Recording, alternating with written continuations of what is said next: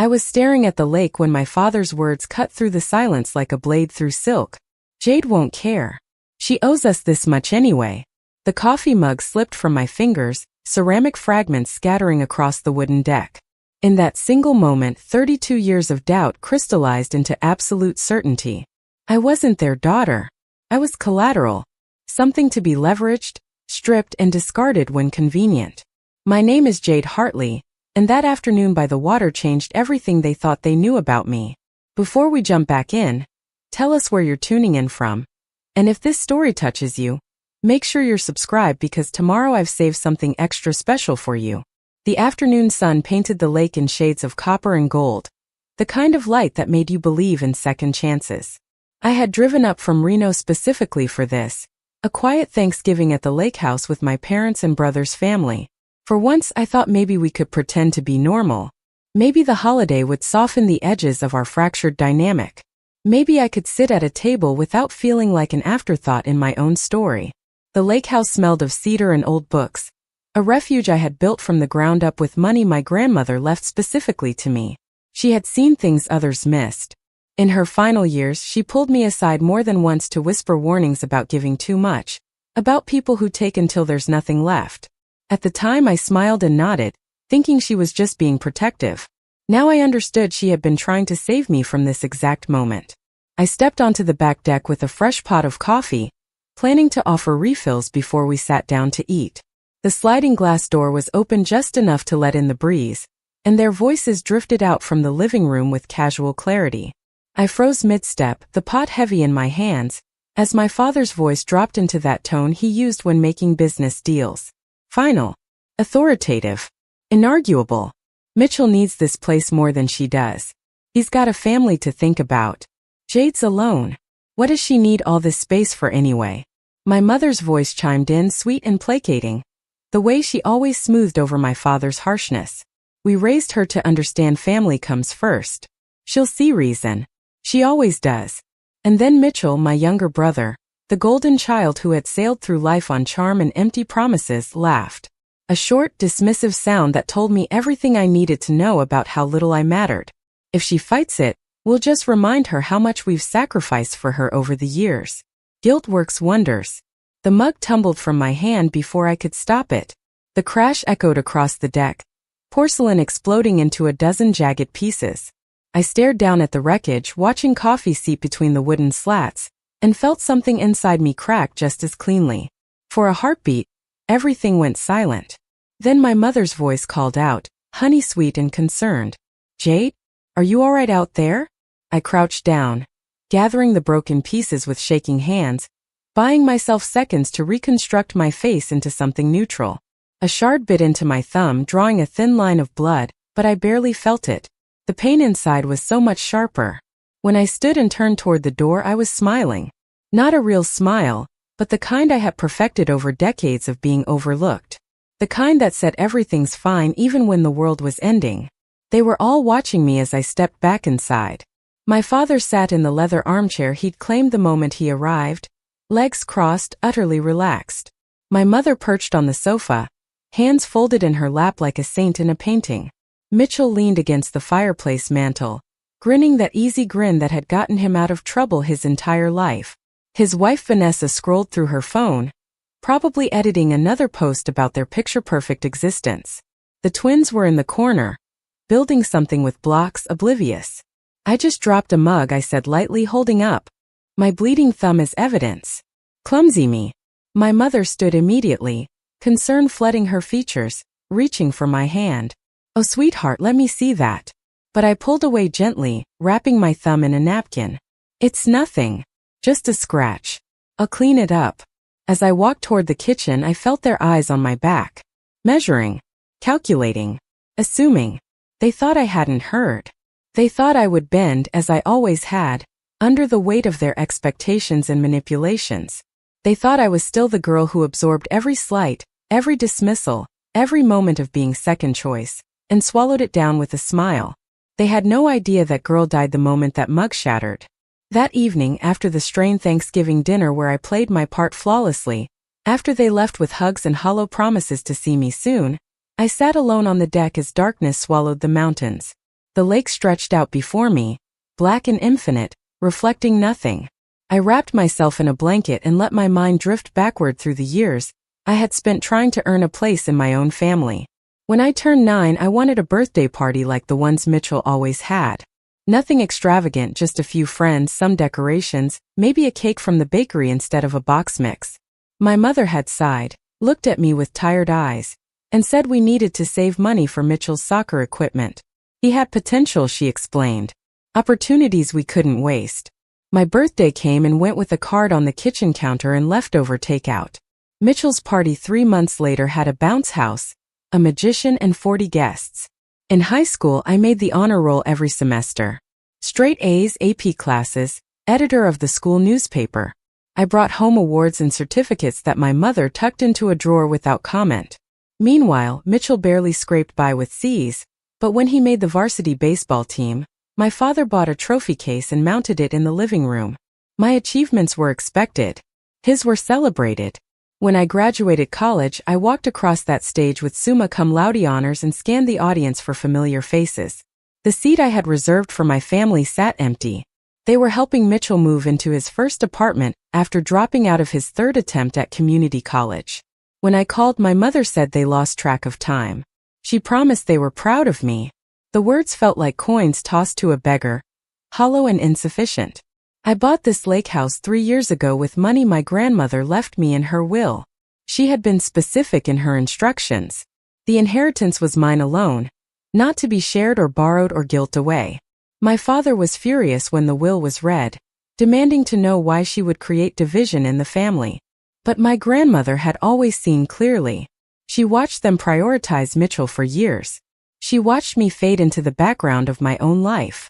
And she made sure I would have something they couldn't take. Except now they were trying anyway. The lake wind picked up, carrying the scent of pine and cold water. I pulled the blanket tighter and felt something shift inside me. For 32 years, I had believed my worth was tied to their approval. I had spent decades trying to be good enough, helpful enough, invisible enough to avoid their disappointment. But sitting there in the dark, I finally understood the truth. Nothing I did would ever be enough because they had never intended to see me as equal. I was a resource, a backup plan, a safety net for their favored son. And if I didn't act now, they would take the one thing I had built entirely on my own. The next morning Mitchell called. His voice was bright and casual, the way it always was when he wanted something. Hey sis, I've been thinking. You've got all that space up there. And Vanessa and I have been talking about giving the boys a real childhood experience. You know, nature, fresh air away from the city chaos. His tone was rehearsed like he'd practiced this speech. We're thinking maybe we could stay with you for a while. Just until we get back on our feet. Real estate market's been tough, and with the twins in school, expenses are killing us. I stood in my kitchen, phone pressed to my ear, staring at my reflection in the window. For a moment I saw the old version of myself. The one who would have stammered out an excuse, felt guilty, maybe even said yes just to avoid conflict. But that woman was gone. In her place stood someone harder. Someone who had heard the truth and decided to stop pretending. I let the silence stretch. Let him fill it with more justifications and promises. It wouldn't be forever. Just a few months. The boys would love it. Vanessa could help with cooking and cleaning. We'd barely be in your way. When he finally ran out of words, I took a slow breath and let my voice come out soft. Careful. Like I was considering it. That's a big ask, Mitchell. I need to think about it. Relief flooded his voice. Of course. Take your time. But just so you know, Mom and Dad think it's a great idea. They said you'd understand. Family helps family, right? The words landed like stones. There it was. The script they'd already written. The outcome they'd already decided. My answer was supposed to be a formality, a rubber stamp on their plan. Let me talk to them, I said quietly. Maybe we can figure something out. Preparing and narrating this story took us a lot of time. So if you are enjoying it, subscribe to our channel, it means a lot to us. Now back to the story. Enthusiasm in his response made my stomach turn. You're the best, Jade. Seriously. The boys are going to be so excited. Vanessa's already looking at furniture for their room. We'll make it work, I promise. After I hung up, I stood motionless in the kitchen for a long time. Through the window, the lake sparkled under morning sun, deceptively peaceful. Inside me, something cold and clear took shape. They thought I would fold. They thought guilt and obligation would do their work for them. But I had spent too many years being the person they wanted me to be. It was time to become someone else entirely. That afternoon, I drove to my parents' house in Sacramento under the pretense of discussing Mitchell's proposal. The house looked exactly as it always had, a sprawling suburban fortress where appearances mattered more than truth. My mother answered the door with a smile that didn't reach her eyes, ushering me inside with the kind of warmth that felt like performance art. We settled in the formal dining room, a space reserved for important conversations and holiday meals. My father sat at the head of the table, naturally, with my mother to his right. I took the seat across from them, folding my hands on the polished wood, and waited. "Your brother told you about the living arrangement," my father began. Not a question. A statement. I nodded. "He did." My mother leaned forward, her expression soft and pleading. "We know it's a lot to ask, sweetheart. But Mitchell's going through a difficult time. The market's been brutal for real estate agents. He's got a family to support. And that lake house has so much room. You're there alone most of the time anyway." I let them talk.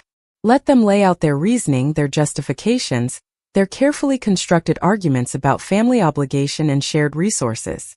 My father mentioned how much they had sacrificed raising 2 children. My mother brought up all the times they had been there for me, conveniently rewriting history to include support that had never actually existed. When they finished, they looked at me expectantly, waiting for me to crumble under the weight of their narrative. Instead, I smiled. "Okay, if it helps Mitchell and the boys, we can make it work." The relief that washed over them was almost comical. My mother reached across the table to squeeze my hand. "Oh honey, you're doing such a good thing. This is what family means." My father nodded approvingly. "I knew you'd see reason, Jade. You've always been the sensible one." I excused myself to use the bathroom, and on the way back, I noticed paper spread across my father's desk in his study. Curiosity pulled me closer. The documents were legal forms, dense with language I recognized from buying the lake house, property transfer agreements, custodial arrangements. My name appeared multiple times, and beside each instance, someone had practiced my signature. Over and over, in margins and on scratch paper, they had rehearsed forging my handwriting. My vision blurred at the edges. This wasn't just a request. It was a takeover. They had already drawn up the paperwork to transfer ownership, planning to present it as something I had agreed to. A temporary arrangement that would become permanent once their names were on the deed. My father appeared in the doorway, and for a split second, something flickered across his face. Not quite guilt. More like irritation at being caught. "Just getting the logistics sorted," he said smoothly, stepping into the room to gather the papers. "You know how these things work. Better to have everything official. Protects everyone involved." His voice was so calm, so reasonable, as if forgery and theft were simply prudent planning. I nodded slowly, keeping my expression blank. "That makes sense. You're right. Better to be prepared." I left my parents' house with my hands shaking so badly, I had to grip the steering wheel until my knuckles turned white. The 2.5-hour drive back to the lake house passed in a blur of highway lights and racing thoughts. By the time I pulled into my driveway, the sun had set completely, leaving only the pale glow of the moon reflecting off the water. I sat in the car for 20 minutes, engine cooling, staring at the house I had worked so hard to afford. Every beam, every window, every piece of furniture inside represented years of saving, of careful planning, of building something that was entirely mine. And they wanted to take it. Not borrow it. Not share it. Take it. I had seen the evidence with my own eyes. Those weren't casual notes or preliminary sketches. They were calculated forgeries, practiced signatures, legal documents drafted to transfer my property into their control. The temporary arrangement Mitchell had proposed on the phone was a lie, a soft opening to a predetermined ending. Once they moved in, once their belongings filled the rooms and their names appeared on enough paperwork, removing them would require lawyers, courts, and money I didn't have unlimited access to. They were counting on my compliance, on my lifelong pattern of yielding to avoid conflict. Inside the house, I poured myself a glass of wine and stood at the kitchen counter, letting the silence settle around me. For the first time in my adult life, I didn't feel the familiar weight of guilt pressing down on my shoulders. Instead, I felt something sharp and clean cutting through the fog I had lived in for decades. Clarity. They had miscalculated. They had assumed I would remain the person I had always been, the accommodating daughter who absorbed every slight and moved on. But discovering those forged documents had burned away any remaining loyalty I felt. Family was supposed to protect each other. What they were doing wasn't protection. It was predation. I pulled out my laptop and began researching. Property law. Squatters' rights. Transfer procedures. Fraud prevention. The more I read, the clearer my path became. If they had already drafted the paperwork, they would move quickly. Mitchell's phone call had been the opening gambit, designed to secure my verbal agreement before presenting the legal documents. They would frame it as helping me organize the arrangement, making it official for tax purposes or insurance reasons. And if I hesitated, they would apply pressure. Guilt. Obligation. Family duty. All the tools they had used on me my entire life. But I wasn't going to give them the chance. The next morning, I called in sick to work and drove back down the mountain to Incline Village. There was a coffee shop I frequented called Elevation Coffee Roasters, a small place with local art on the walls and baristas who knew regular customers by name.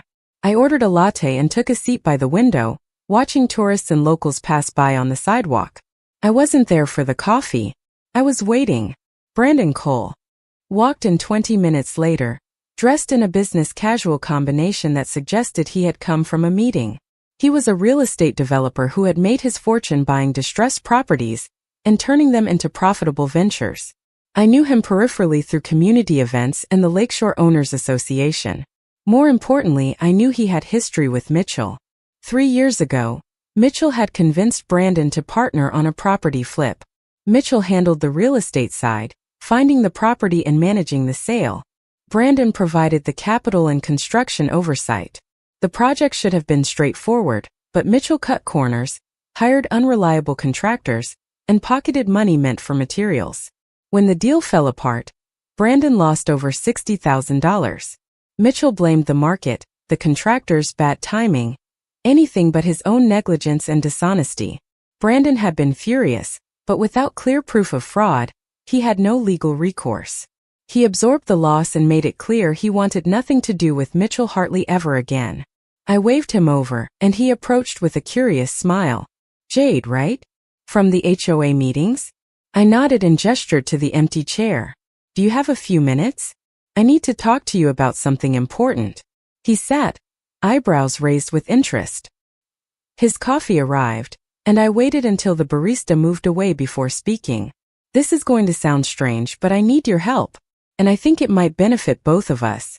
Over the next 30 minutes, I laid out the situation. I told him about Mitchell's request, my parents' plan, the forged documents I had seen. I explained that they intended to move into my lake house under the guise of temporary family support, then use fabricated paperwork to claim partial or full ownership. Brandon listened without interrupting, his expression growing darker with each detail. When I finished, he leaned back in his chair and let out a long breath. Your brother is a piece of work, he said quietly. I'm not surprised he's trying this. The question is, what do you want to do about it? I met his eyes. I want to sell the lake house. Quickly. Quietly. Before they have a chance to move in or file any fraudulent claims. And I want to sell it to someone who won't be manipulated or intimidated if my family comes knocking. Someone who has every reason to stand firm against Mitchell Hartley. Brandon's smile was slow and deliberate. You want to sell it to me? Exactly. Market value. Clean transaction. No drama. You get a property you've had your eye on, I get out from under a nightmare, and Mitchell gets nothing. He considered this, fingers drumming on the table.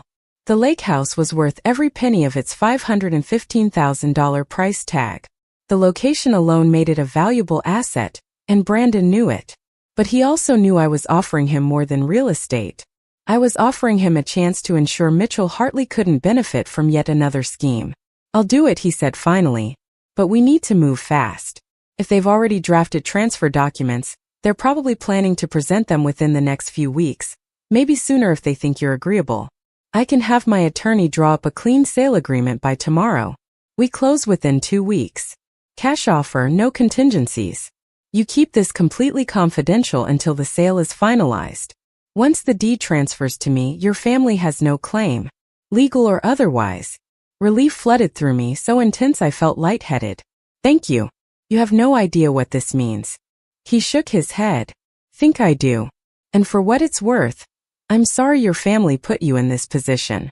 Nobody should have to protect themselves from the people who are supposed to protect them.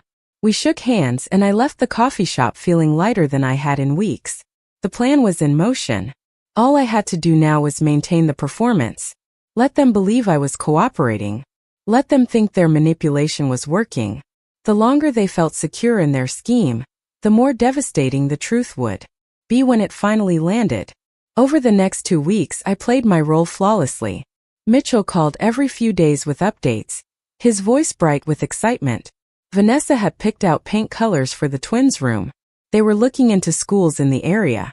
He had a few clients interested in properties nearby, so staying at the lake house would actually help his business. Each conversation made my stomach turn, but I responded with carefully measured enthusiasm. That sounds great. I'm sure the boys will love it here. We'll make it work. My mother invited me to lunch, just the two of us, at her favorite restaurant in Sacramento. Over salads and iced tea, she talked about how proud she was that I was stepping up for Mitchell. How this was the kind of thing that defined real family. How my grandmother, despite her stubbornness about the inheritance, would have approved of me sharing my blessings. I smiled and nodded, letting her rewrite history to suit her narrative. Inside, I counted down the days until the sale closed.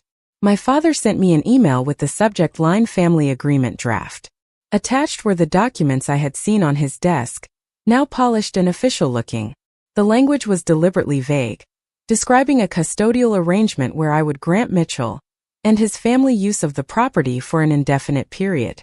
Buried in the legalese were clauses that would give them increasing rights over time, eventually allowing them to claim ownership through adverse possession or some equally manipulative legal loophole. A note at the bottom, written in my father's curt style, read, "Look this over and sign where indicated. We'll make it official over the holidays." Simple and clean. I printed the document, read every word 3 times, and felt my resolve harden into something unbreakable. They had spent months planning this, drawing up paperwork, coordinating their story, preparing to rob me in broad daylight while calling it family support. And they had done it all with the absolute confidence that I would comply, that I would sign away my home because confrontation made me uncomfortable, that I was still the 9-year-old girl who accepted a forgotten birthday without complaint. I replied to my father's email with a single line, "Received. We'll review and get back to you soon." Then I deleted the attachment and went back to monitoring the sale timeline. Brandon's attorney had been efficient. The title company expedited the process. By the end of the 2nd week, every document was signed, every fund transferred, every legal requirement satisfied. The lake house at 2847 Lakeshore Boulevard no longer belonged to Jade Hartley. It belonged to Brandon Cole. And there was nothing my family could do to change that. The deed transfer recorded on a Thursday afternoon. I received confirmation from the title company via email, along with a scanned copy of the finalized documents. I saved everything to a secure cloud drive, then made physical copies that I stored in a safety deposit box. Brandon sent a brief message. "It's done. Keys are officially mine. Good luck with what comes next." I thanked him and sat for a long moment, staring at the confirmation email. It was real. I had done it. The trap was set. Now I just had to wait for them to walk into it. That evening, Vanessa posted on Instagram a photo of her and Mitchell standing in front of a U-Haul truck, the twins grinning between them. The caption read, "Big changes ahead. New adventure starting this weekend. Taking the family to our lake house for a fresh start. Grateful for family who supports us." The post had already accumulated dozens of likes and comments. Friends and acquaintances congratulating them, asking about the location, praising their picture-perfect life. My mother shared it on Facebook with her own edition. "So proud of my children and the love that keeps us strong. Family is everything." I sat on the couch in my small Reno apartment, the place I had kept as a backup even after buying the lake house, and felt a smile tug at my lips. They were so confident, so certain. They had broadcast their plan to everyone they knew. building a public narrative of family unity and mutual support. They had no idea they were advertising their own humiliation. Every share, every like, every congratulatory comment was another witness to the disaster that was coming. I liked Vanessa's post. A simple, silent thumbs up that my mother would see and interpret as approval. Let them think I was on board. Let them believe the plan was proceeding smoothly. The higher they climbed on their platform of lies, the farther they would fall. Saturday morning arrived cold and bright, the kind of winter day where the sky is painfully blue and the air bites at exposed skin. I woke early, made coffee, and checked my phone. Mitchell had sent a text at 6 in the morning. Heading up today. Should be there by noon. Thanks again for being so cool about this. You're the best. I didn't respond. There was nothing left to say. I spent the morning cleaning my apartment, organizing files, doing mundane tasks that kept my hands busy while my mind raced. Part of me wanted to drive up to the lake house, to be there when they arrived, to see their faces when the truth revealed itself.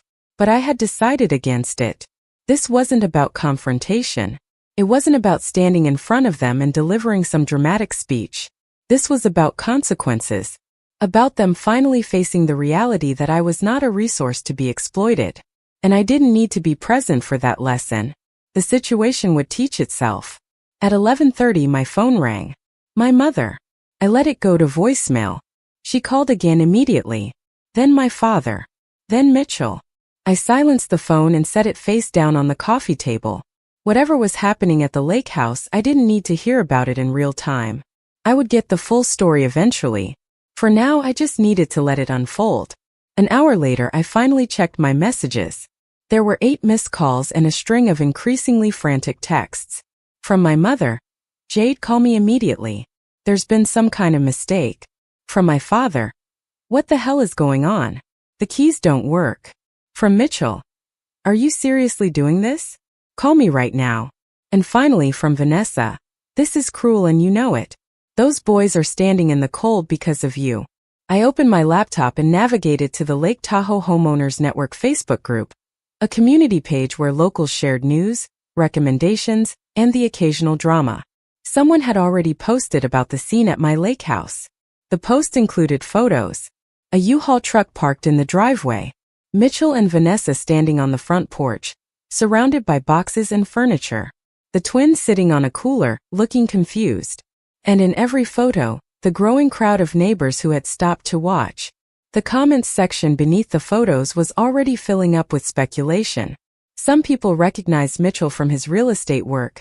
Others wondered if this was a moving day gone wrong. And a few locals who knew me personally were asking what was happening. One comment stood out. Isn't that the Hartley property? I thought Jade lived there alone. Why are there so many people trying to move in? The question hung there unanswered, while more neighbors added their observations and theories. My phone buzzed again. This time it was a video call from Mitchell.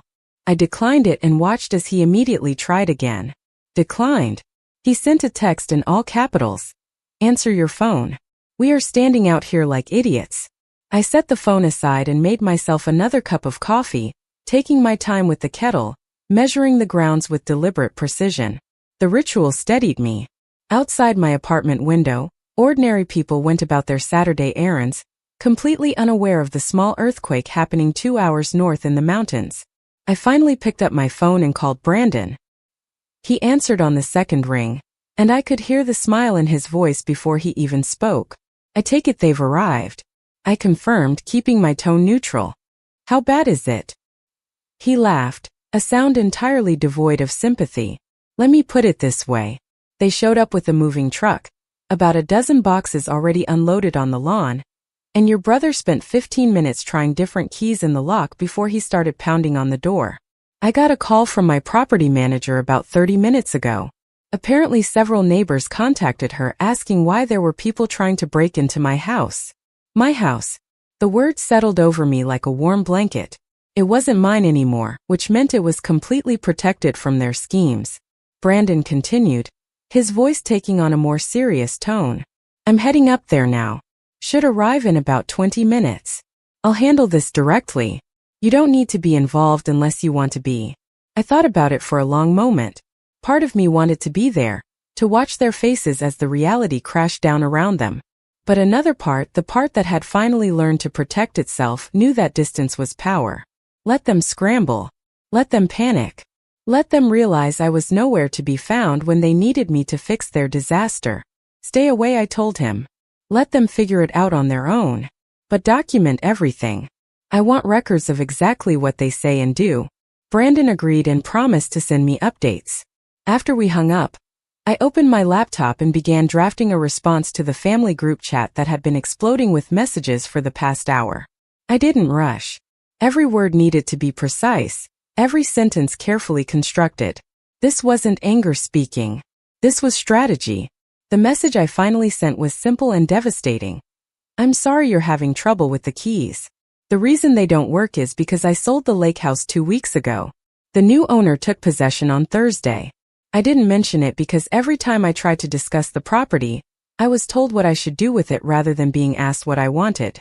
I hope you can understand that after finding forged signatures and fraudulent transfer documents in Dad's office, I decided to protect my investment the only way I could. I wish you all the best in finding suitable housing. The property is no longer mine to offer.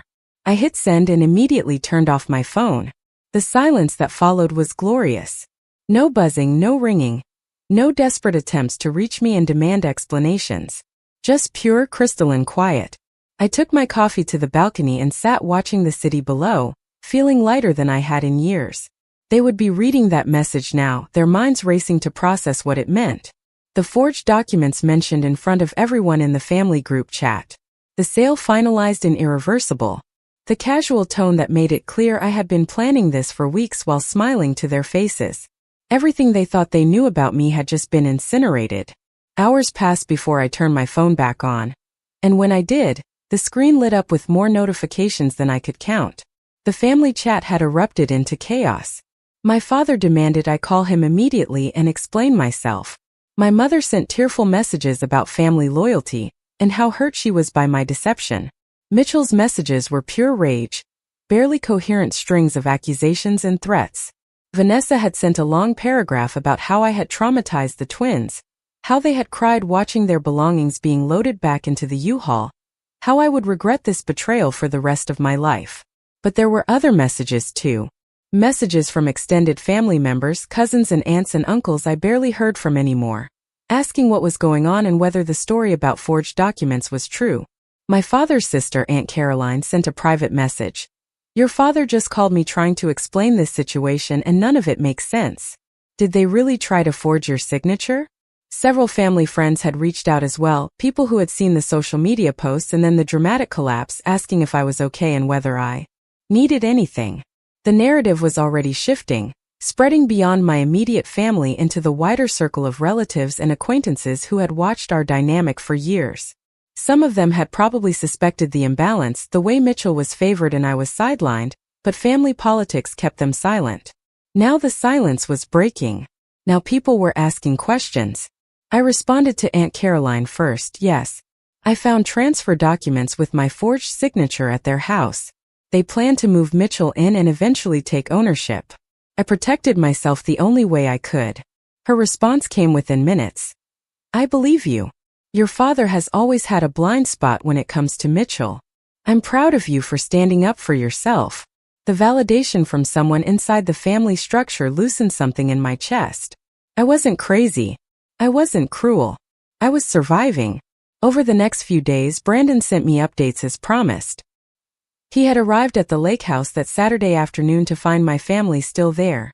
Mitchell arguing with neighbors who had gathered to watch the spectacle. When Brandon identified himself as the new owner and showed his documentation, Mitchell had tried to claim there was some mistake, that I had promised them the house, that there must be a way to work this out. Brandon shut it down immediately. The property belongs to me. You have no claim, legal or otherwise. I'm going to need you to remove your belongings from my lawn and vacate the premises.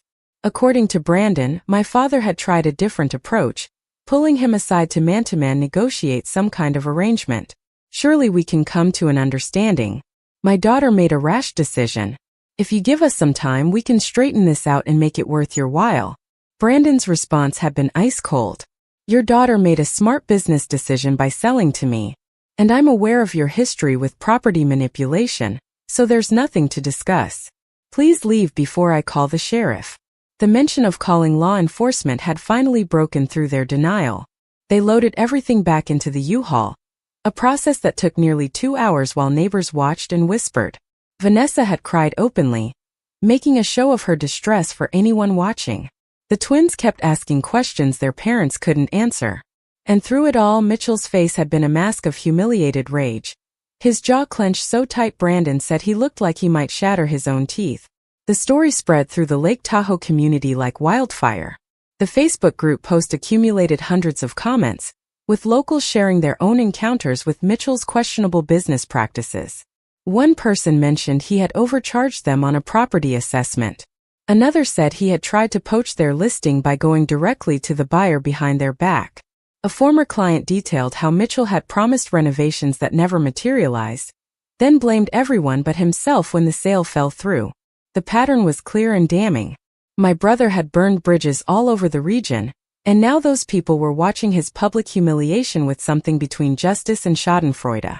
Vanessa's response was to post a video. It appeared on Sunday evening, filmed in what looked like a hotel room.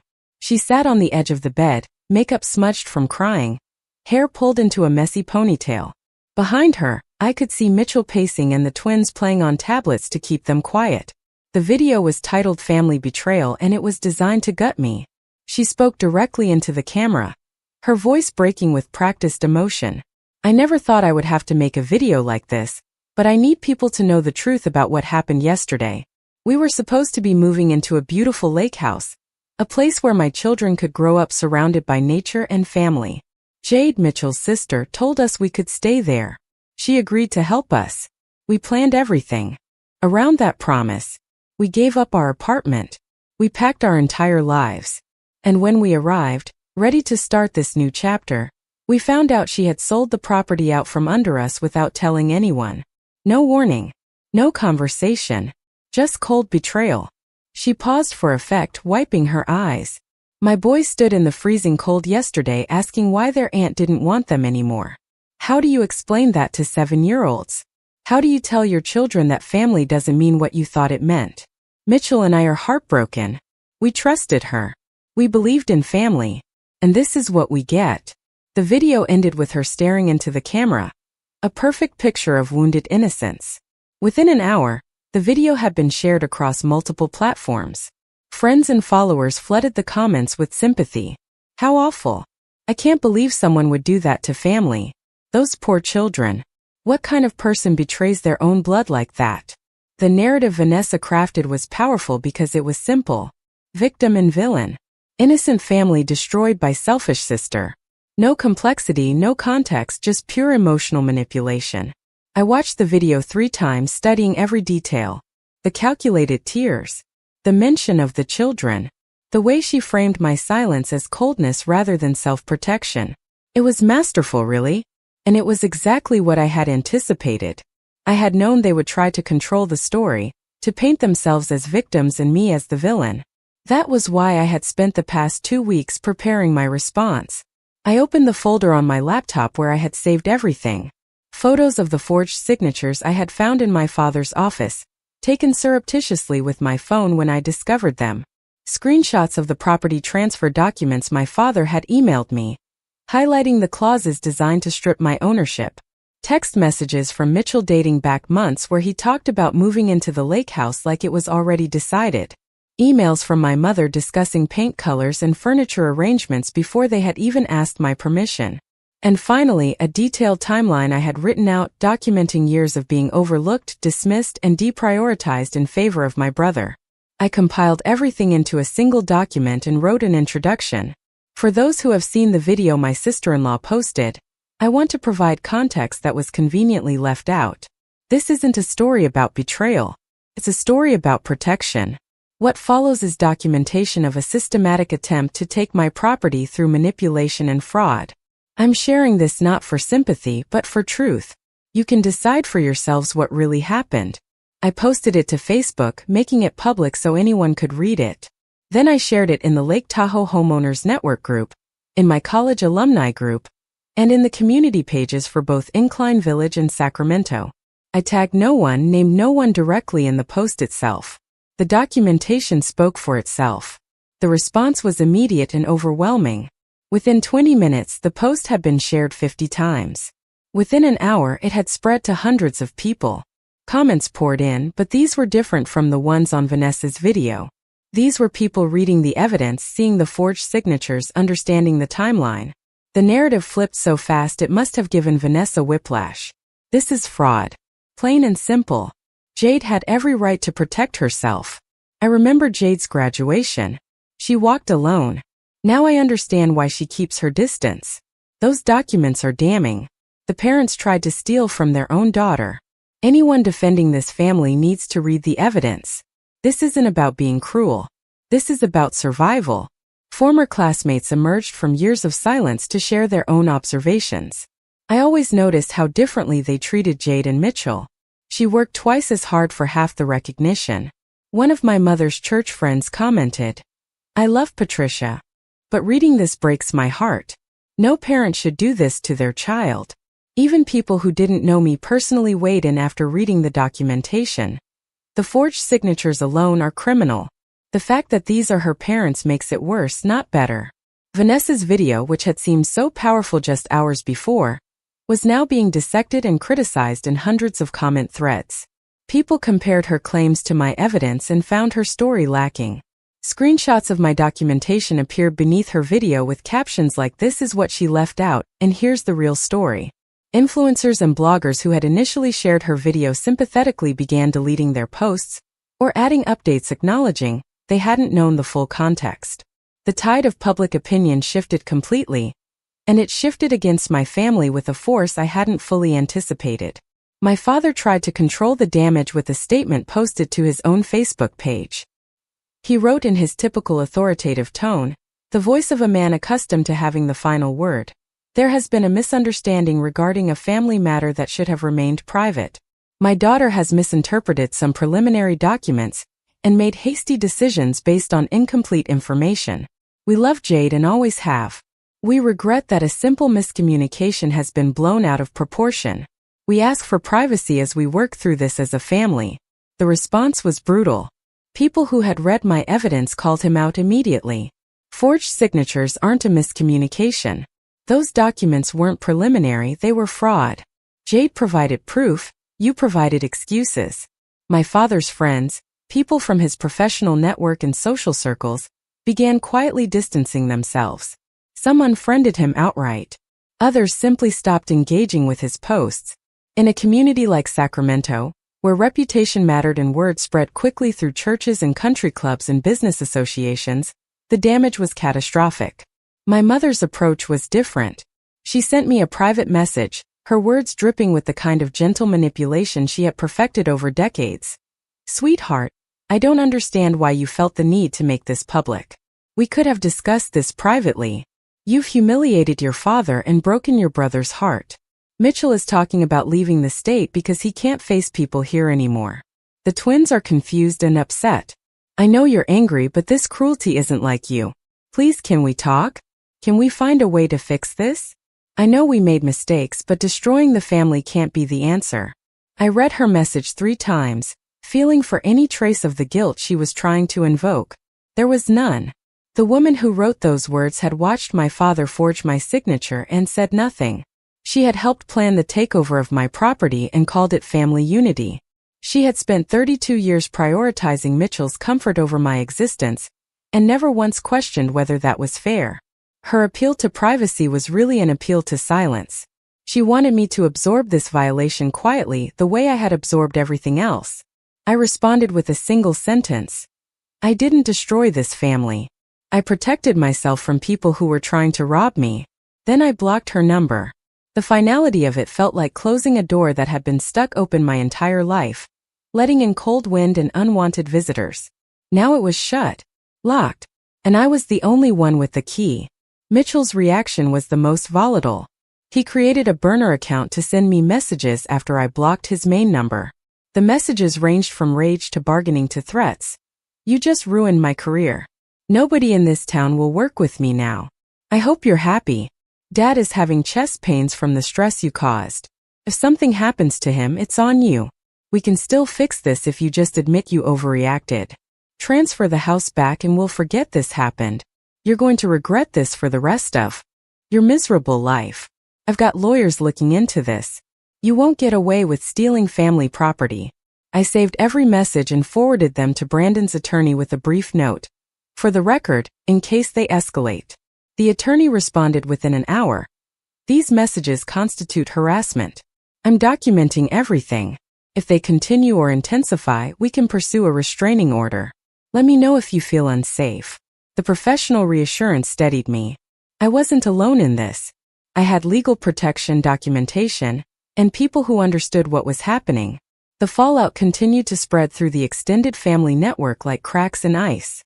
My father's sister Caroline became unexpectedly vocal, posting her own statement in the family group chat that included cousins, aunts, uncles, and second cousins I barely remembered. I've stayed quiet about family dynamics for years, but this situation demands honesty. I've watched Richard prioritize Mitchell over Jade their entire lives. I've seen it at every holiday, every celebration, every family gathering. What Jade did wasn't cruel, it was necessary. She protected herself from people who were actively trying to defraud her. I'm ashamed that it took public exposure for some of you to see what's been obvious for decades. The message detonated whatever fragile unity remained. Some relatives rushed to defend my parents, claiming Caroline was exaggerating or taking sides unfairly. Others admitted they had noticed the favoritism but hadn't felt it was their place to intervene. A few cousins I hadn't spoken to in years reached out privately to say they believed me, that they had always thought I was treated unfairly, that they were glad I had finally stood up for myself. The family fractured along unexpected lines, with allegiances forming and dissolving based on who was willing to acknowledge the truth versus who preferred the comfortable fiction we had all maintained. My parents' social standing deteriorated rapidly. At church, where they had been prominent members for over 20 years, people began avoiding them during fellowship hour. The pastor, a kind man who had known them for ages, reportedly suggested they might benefit from family counseling and taking a step back from leadership roles. My mother's book club stopped inviting her. My father's golf partners found reasons to play other courses. Invitations to parties and social gatherings dried up. In their suburban Sacramento community, where appearances and reputation were currency, they had become pariahs. The practical consequences were equally harsh.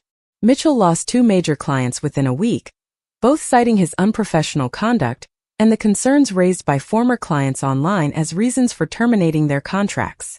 His broker received multiple complaints and began distancing the company from him, removing him from featured agent listings and prime assignments. Vanessa's aspirational lifestyle blog, which had never been particularly successful, lost what modest following it had. Sponsors dropped out. Collaboration offers evaporated. Her comment sections filled with criticism about her manipulation tactics and fake victim narrative. Within a month, Mitchell and Vanessa's marriage showed signs of serious strain. Vanessa posted cryptic quotes about trust and partnership, the kind of vague social media content that signaled trouble without naming it directly. Mitchell stopped appearing in her photos. Friends who knew them reported arguments and tension, the kind that erupts when pressure cracks the foundation. By February, Vanessa had filed for divorce, citing irreconcilable differences. She took the twins and moved back to her parents' house in Nevada, leaving Mitchell alone in a cheap rental apartment in Sacramento. My parents faced their own reckoning. The suburban house they had lived in for 30 years, the house where they had thrown elaborate parties for Mitchell and forgotten my birthdays, went on the market. They had no choice. Their savings had been depleted by years of bailing Mitchell out of bad business deals and failed ventures. The legal consultation fees they racked up trying to find some way to challenge the Lakehouse sale ate through what remained. The house sold below asking price to buyers who negotiated hard, sensing desperation. My parents moved into a cramped 2-bedroom apartment in a complex near the highway, where the walls were thin and the parking lot flooded when it rained. I learned all of this through the grapevine, through relatives and former neighbors who kept me updated despite my distance. I had moved to Brookings, Oregon, a small coastal town where nobody knew my history and the ocean drowned out every other sound. My apartment was modest, perched on a hill with a view of the Pacific. I worked remotely for a tech company based in Seattle, My skills in data analysis more valuable than ever in the expanding market. My days followed a peaceful rhythm. Coffee at dawn, watching the waves, work in a sunlit corner of my living room, evening walks on the beach where the sand stretched for miles. The silence in my life was profound. No phone calls demanding emotional labor. No text messages asking for favors disguised as family togetherness.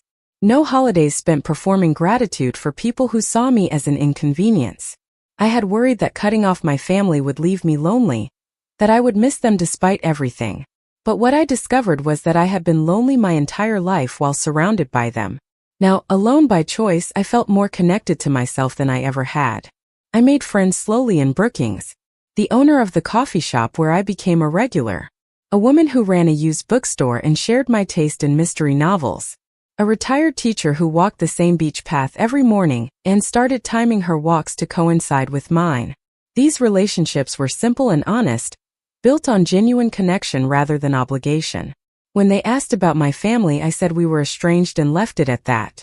Most people respected the boundary without needing details. 6 months after the Lakehouse confrontation, I received a letter. Not an email or text, but an actual physical letter forwarded from my old Reno address. The return address was my parents' apartment. I held it for a long time, feeling its weight before finally opening it. The letter was from my mother, written in her careful cursive on cream-colored stationery. Dear Jade, I've started this letter 100 times and never found the right words. Your father says I shouldn't write at all, that you've made your choice and we should respect it. But I'm your mother, and I can't let this silence continue without at least trying. I won't make excuses for what happened. We were wrong to plan moving Mitchell in without your full enthusiastic consent. We were wrong to draft those documents. Your father was wrong to practice your signature.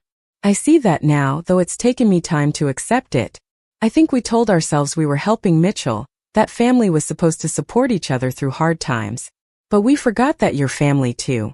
We forgot you have needs and boundaries and dreams that matter just as much as your brothers. Maybe we forgot that a long time ago. The letter continued for 2 more pages. She wrote about how they had lost their home, how Mitchell's marriage had failed, how the community they had built over decades had crumbled. She acknowledged, with more honesty than I expected, that they had always favored Mitchell and that it wasn't fair. She admitted she didn't know how to fix what was broken, if it even could be fixed. She ended with a simple request.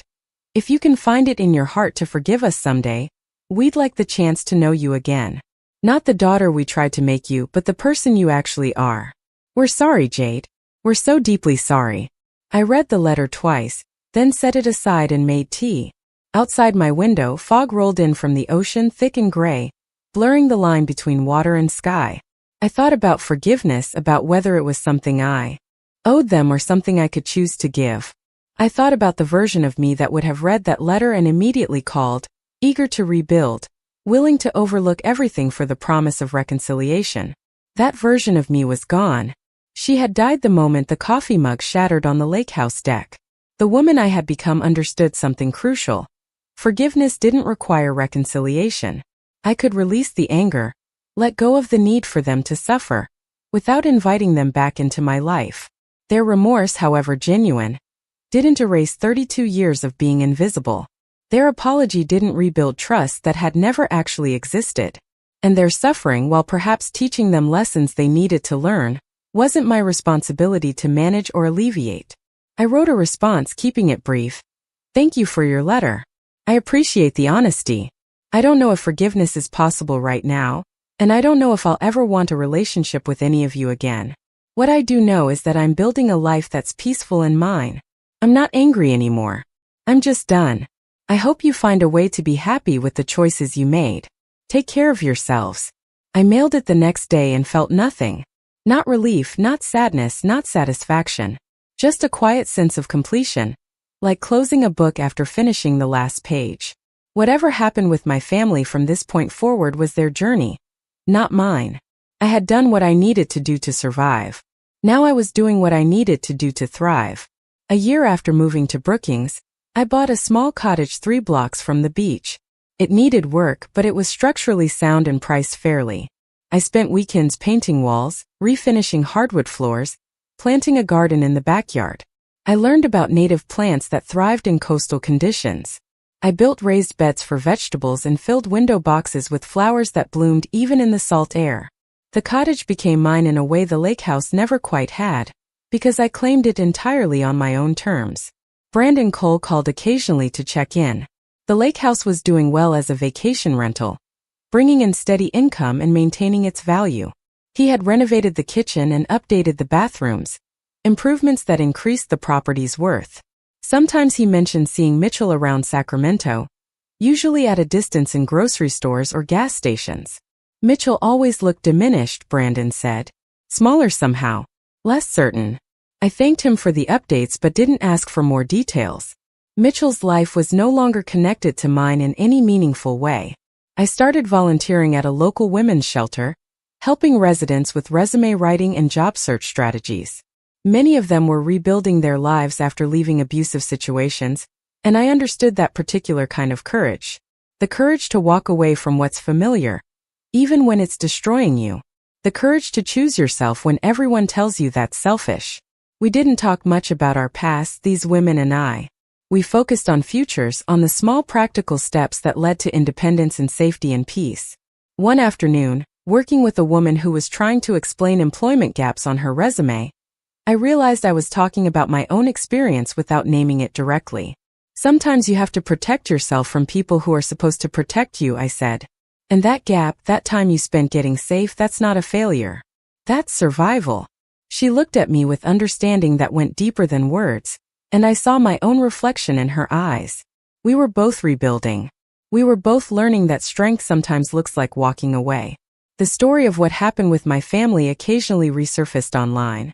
Every few months, someone would find the old posts and share them in forums about family estrangement or narcissistic parents or standing up for yourself. My carefully documented evidence became a template for others in similar situations, proof that you could protect yourself and survive the aftermath. People reached out sometimes, strangers who found my contact information, and wanted to thank me for sharing my story.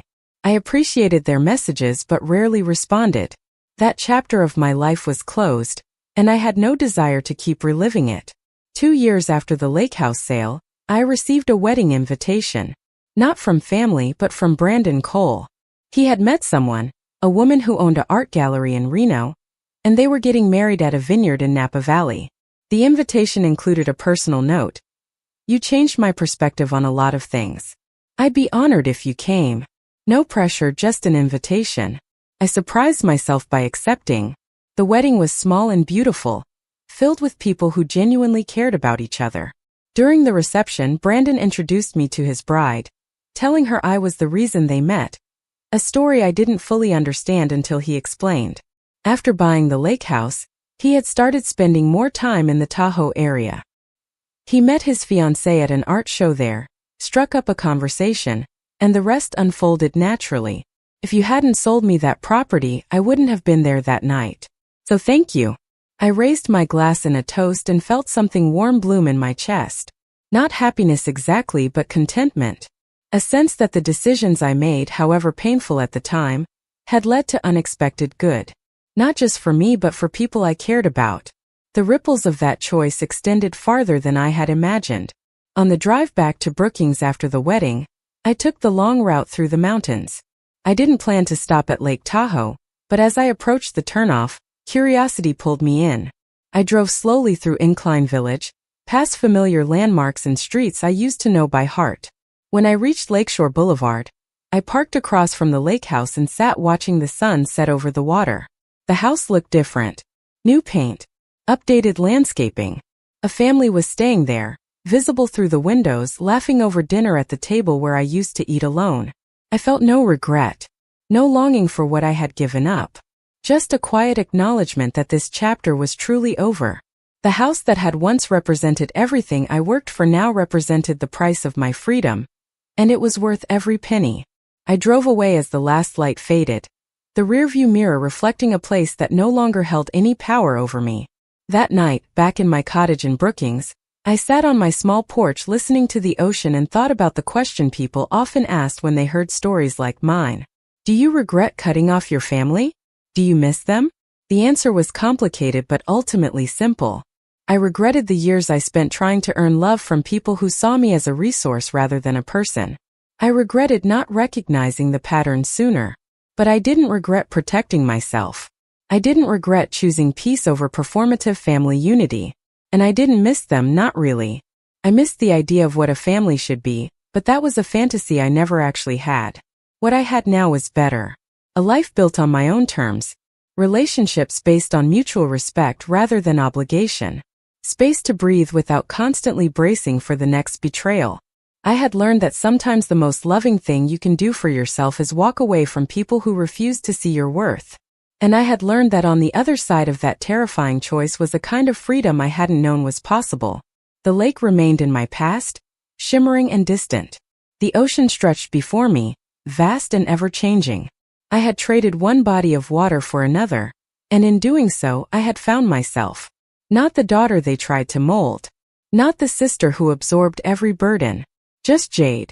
Finally, completely, peacefully Jade. And for the first time in my life, that was enough.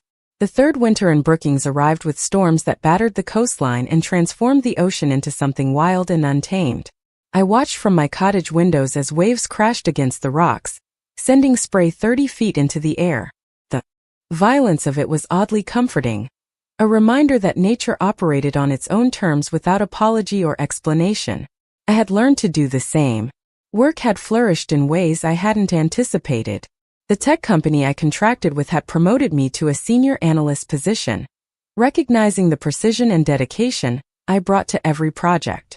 My income had grown substantially, allowing me to make improvements to the cottage and build a financial cushion that felt like armor against future uncertainty. I contributed to retirement accounts and investment funds, securing a future that belonged only to me. Every dollar saved was a declaration of independence, proof that I could build wealth and stability without family support or intervention. The garden I had planted 2 years earlier had matured into something genuinely beautiful. Roses climbed a trellis against the back fence, their blooms resilient against the salt air. Vegetables grew in neat rows, providing fresh produce through most of the year. I had learned about companion planting and soil composition, discovering a passion for cultivation I never knew existed.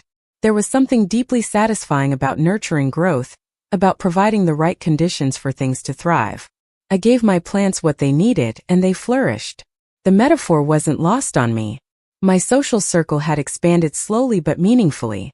The book club I joined met monthly at the local library, a group of 8 women ranging in age from 30 to 70, who shared a love of literary fiction and honest conversation.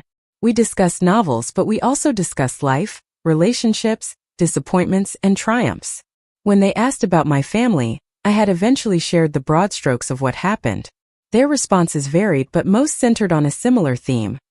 Good for you for protecting yourself. No judgment, no pressure to reconcile, just simple validation that my choice had been reasonable and necessary. I had started dating someone, though calling it dating felt too formal for what it actually was.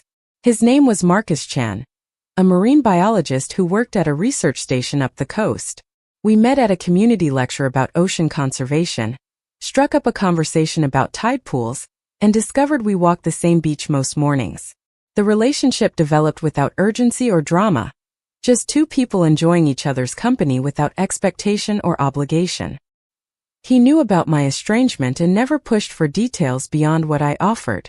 When I mentioned I hadn't spoken to my family in years, he simply nodded and said some families aren't safe places, and it's okay to prioritize yourself. Marcus came from a large, chaotic, genuinely loving family that gathered frequently and loudly. He invited me to a few family dinners, and I went with trepidation, expecting to feel uncomfortable or out of place. Instead, I found myself welcomed without interrogation. His parents asked about my work in my garden. His siblings included me in their conversations naturally, without making a spectacle of my presence. His nieces and nephews showed me their school projects and asked if I wanted to play board games. It was ordinary in the best possible way, and it showed me what healthy family dynamics actually looked like. The contrast was stark and sometimes painful. Watching Marcus's family interact with genuine affection and respect highlighted everything mine had lacked. But it also gave me hope that I might build something similar someday if I chose to. Not with the family I was born into, but with people I selected intentionally, people who showed up consistently and treated relationships as mutual rather than transactional. 3 years after selling the lake house, I received another letter from my mother.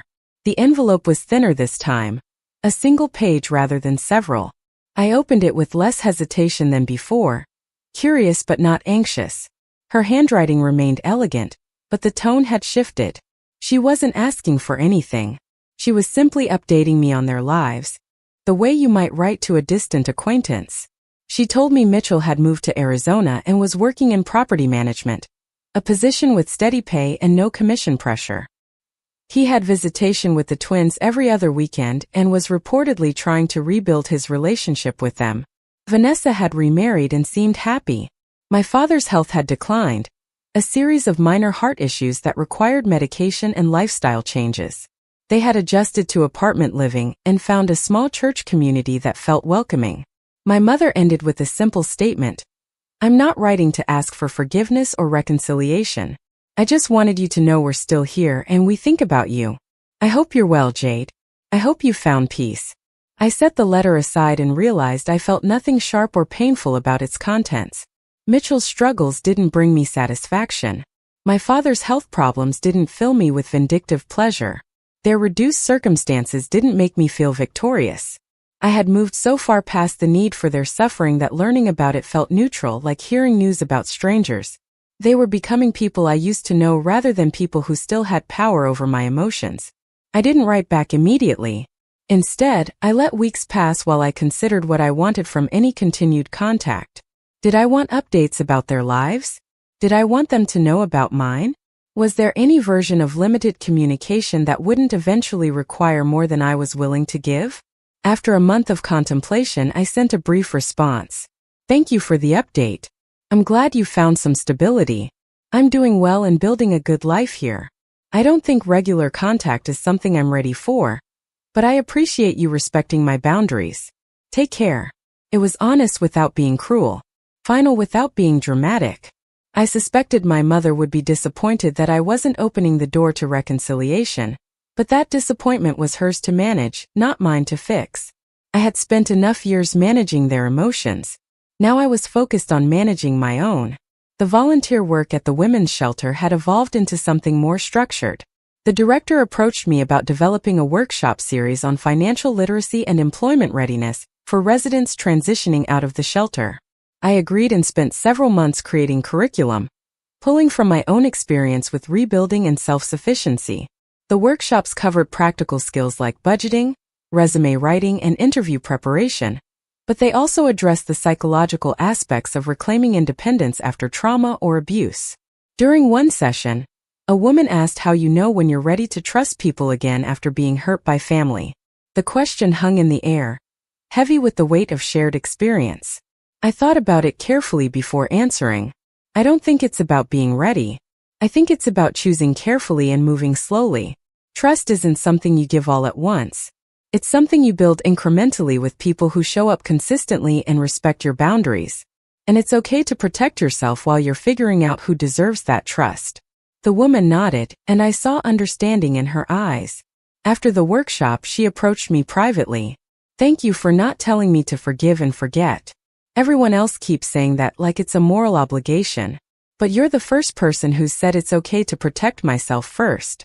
I squeezed her hand gently. "It's more than okay. It's necessary.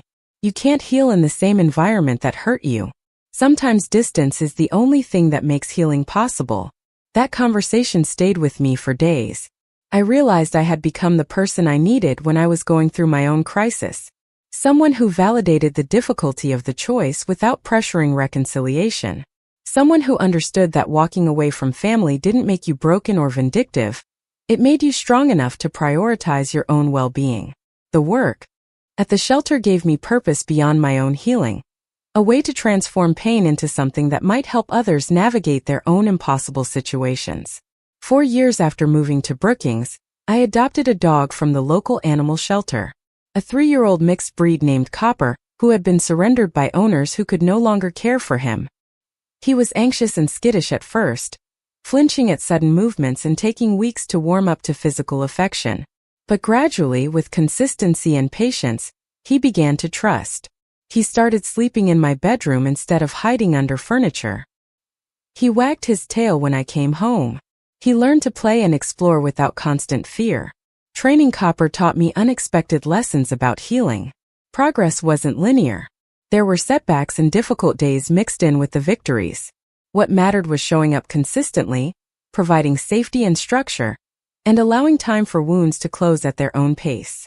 I couldn't force Copper to trust me any more than I could force myself to instantly recover from decades of family dysfunction.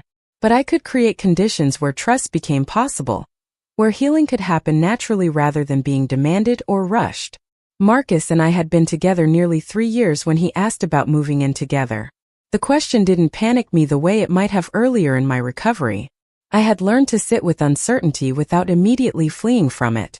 We talked through logistics and boundaries, discussing what shared space would look like, and how we would maintain individual autonomy while building something together. Eventually, we decided he would move into the cottage, splitting expenses and responsibilities in a way that felt equitable to both of us. Living with Marcus was surprisingly easy. He was respectful of my need for solitude and personal space. He contributed equally to household tasks without needing to be reminded or managed. He understood that my past had left me hypervigilant about manipulation and control, so he made his intentions clear and his actions consistent. We built routines that felt comfortable rather than constraining. Morning coffee together before work. Evening walks with Copper along the beach. Weekends divided between social activities and quiet time at home. His family embraced me completely once we moved in together. His mother started calling me directly to invite me to family events, not routing the invitation through Marcus but treating me as an independent person worth connecting with. His siblings included me in group texts and inside jokes. His nieces and nephews called me Aunt Jade without prompting, as though I had always been part of their constellation. The casual acceptance was healing in ways I hadn't expected. They demonstrated daily that family could be a source of support, rather than extraction, connection rather than obligation. 5 years after selling the lake house, I was invited to speak at a conference about financial independence and family estrangement. The organizers had found my story through the documentation I had shared online years earlier, which had apparently become something of a resource in certain communities. They wanted me to talk about the practical and emotional aspects of protecting yourself from family financial abuse. I hesitated, uncertain whether I wanted to revisit that chapter so publicly. But Marcus encouraged me to consider it. "Your story helped you," he said. "Maybe it could help others too." I accepted the invitation and spent weeks preparing my presentation. I didn't want it to be a revenge narrative or a sob story. I wanted it to be useful, actionable, a roadmap for people facing similar situations.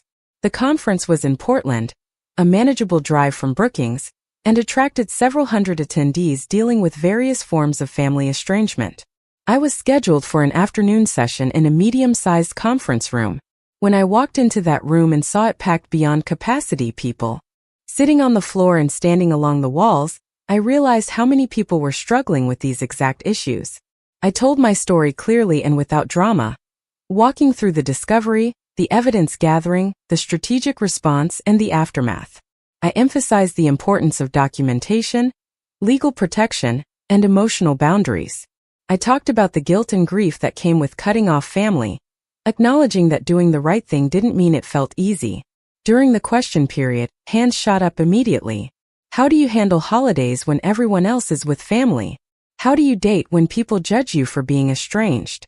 How do you know if you're making the right decision or just being selfish? I answered as honestly as I could, drawing from my own experience while acknowledging that everyone's situation was different. The common thread in all my responses was this: protecting yourself from harm isn't selfish, it's essential.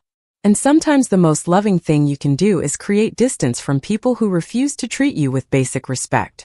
After the session ended, people lingered to talk.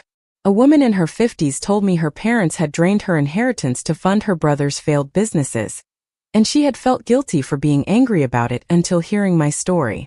A man in his 30s explained that his family expected him to financially support his adult siblings indefinitely, and he was terrified to set boundaries because of the backlash he would face.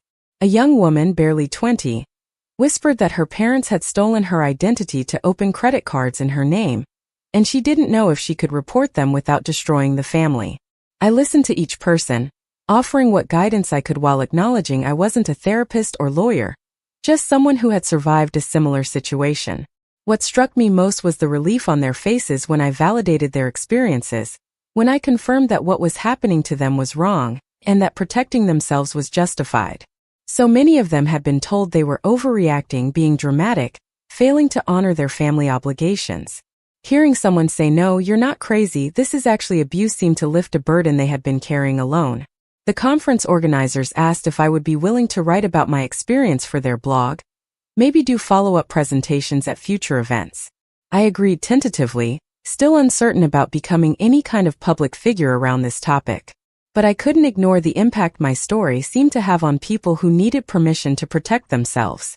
If sharing what I had learned could help even a few people make difficult but necessary choices, it seemed worth the discomfort of revisiting painful memories.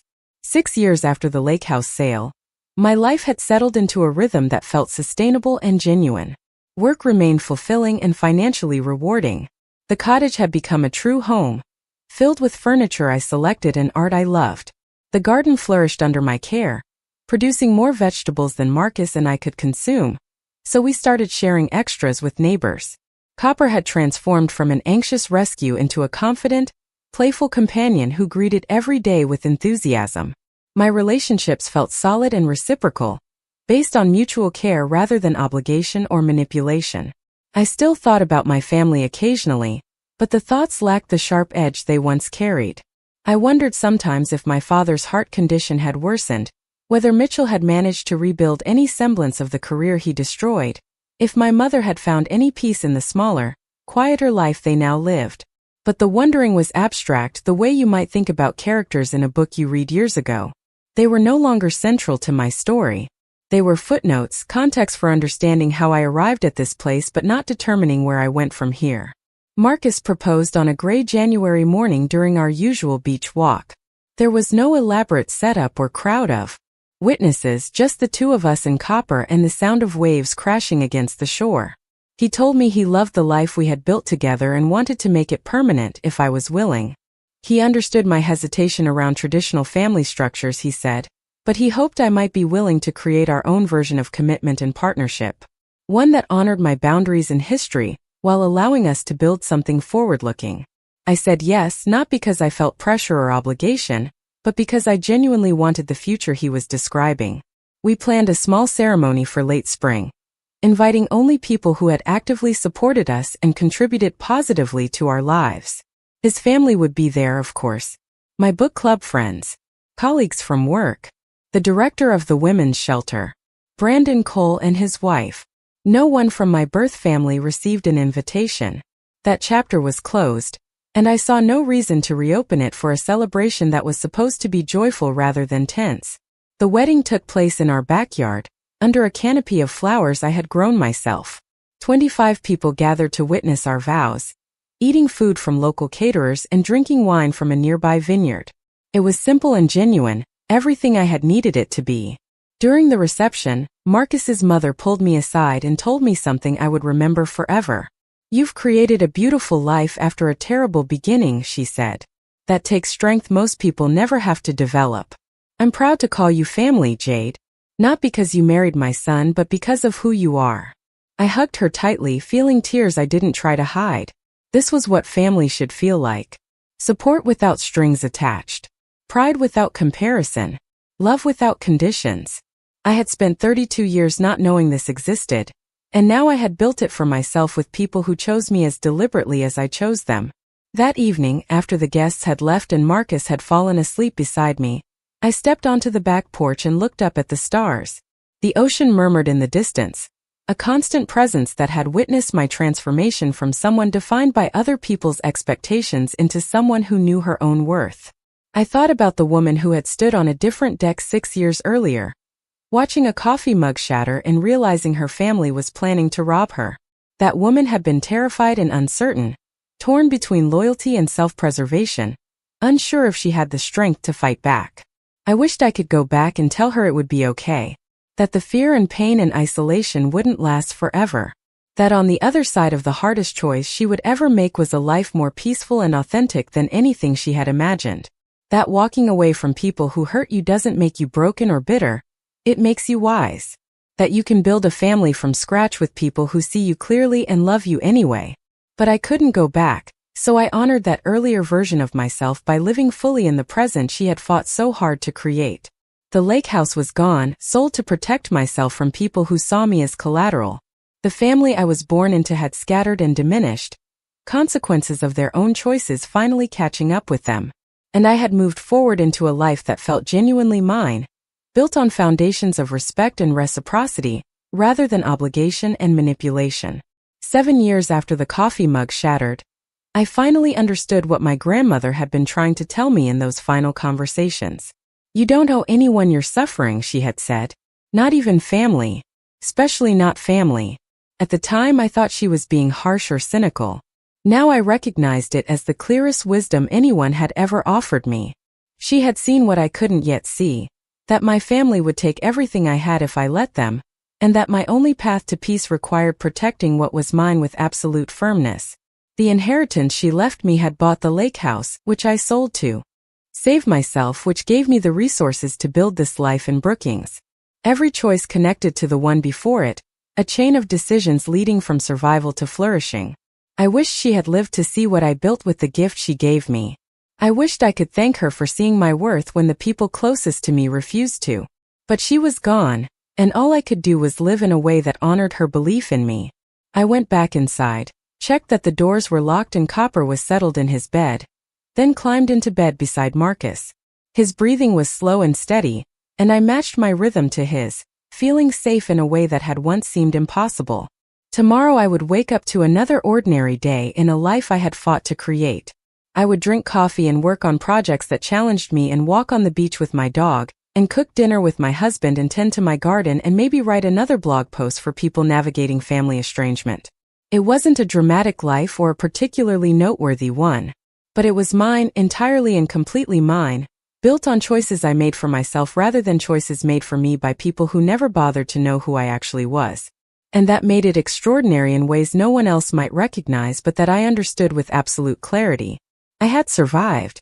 I had healed. I had built something new from the wreckage of what came before.